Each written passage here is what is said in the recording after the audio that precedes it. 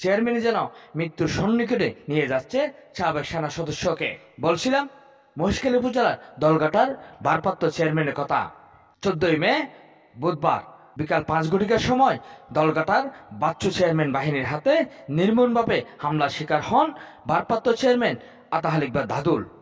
এ সময় একাধিক পুলিশ সদস্যও আহত হয়েছেন।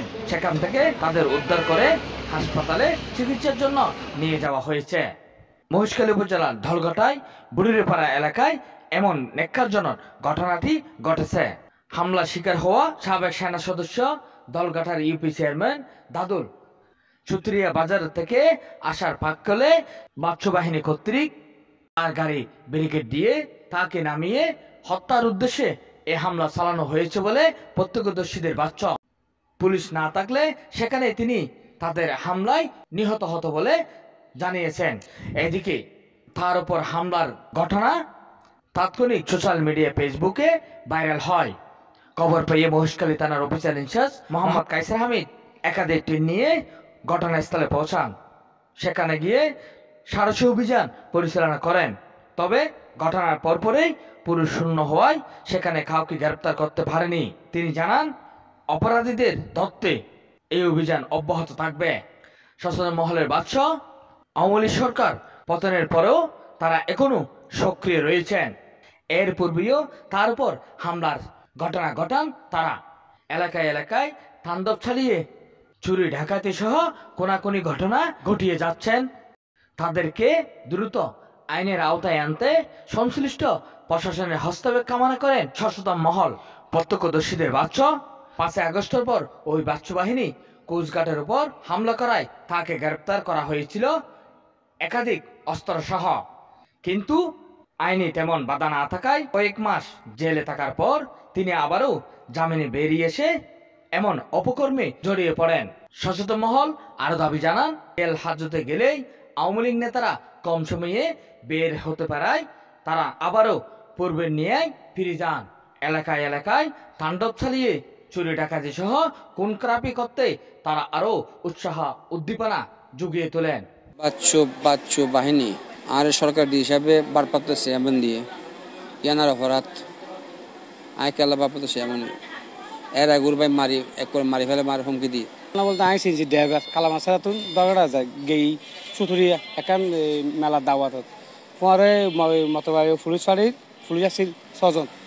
তো ও সিনজে কাছে আই দাদু সে মল গিয়ে একজন তারা দাওয়াত খাই সুতুরিয়া বাজার গিয়ে সুতুরিয়া বাজার তো আর 5টা আর 4টার সময় সুতুরিয়া বাজার তো আর রনালই আর মরিগুন আর বুড়ি ভাড়া কীভাবে আছে না জানি বুড়ি ভাড়া তো সে আর দাইতে 10-12 মানুষ রোড মাঝখানে থেকে দেখিয়ে গাড়ি সিঙ্গেল দিয়ে সামনে আগে পুলিশের গাড়ি আছে পিছনে আগান গাড়ি সিএনজি আর গাড়ির মধ্যে পুলিশ আছে 3 জন।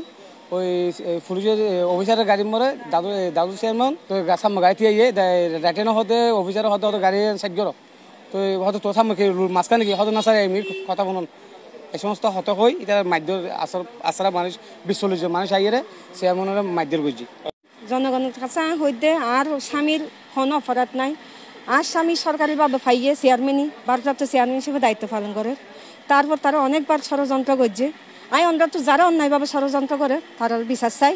সন্দেহ আছে এ ফুতিনার ফোন জোন আছে উনে মাইছে ফলাতুনার ফোন আর ফুতিনার ফোন ইটার ফুতিনার ফোন এদিকে আর মান্যা মানিককে মঞ্জুজিয়া উন ফলাতুনার ফল ফলাতুনার যার বেরিল গফ আছে ইয়া বজল্যা আর ফলাতুনার ফোন বেগুন ফলাতুনার ফোন আসানুল্লাহ 1 নম্বর যিবা চেয়ারম্যান আসছিল উনি এগুলো নিতে চাইনি, কিন্তু সরকারিভাবে যখন ওনাকে দেওয়া হয়েছে উনি দায়িত্ব নিয়েছেন এবং এলাকায় এখনো পর্যন্ত নির্বিঘ্নে দায়িত্ব পালন করার চেষ্টা করে যাচ্ছেন। কিন্তু ওনাকে আপনারা হয়তো দেখে থাকবেন এর আগেও মানে মোবাইলে এবং বিভিন্নভাবে ওনাকে মানে বিভিন্ন মাধ্যমে ওনাকে হুমকি ধমকি এবং একদম এটা ভিডিও সহকারে আছে, অডিও সহকারে আছে।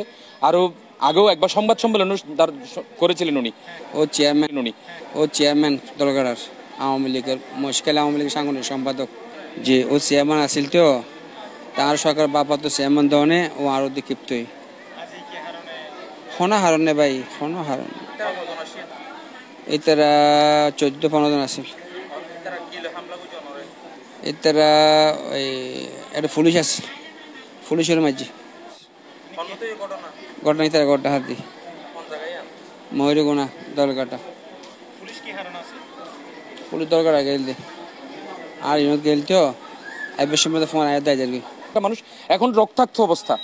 আপনারা আরো জেনে খুশি হবেন, উনি একজন অবসরপ্রাপ্ত সার্জেন্ট সেনাবাহিনীর, বাংলাদেশ গর্বিত বাংলাদেশ সেনাবাহিনীর অবসরপ্রাপ্ত সার্জেন্ট। ওনার এই যে ব্যক্তি জীবনে, পারিবারিক জীবনে ওনার দুটা সন্তান, ওনার বড় সন্তান সিলেট মেডিকেলে পড়েন, ওনার ছোট সন্তান।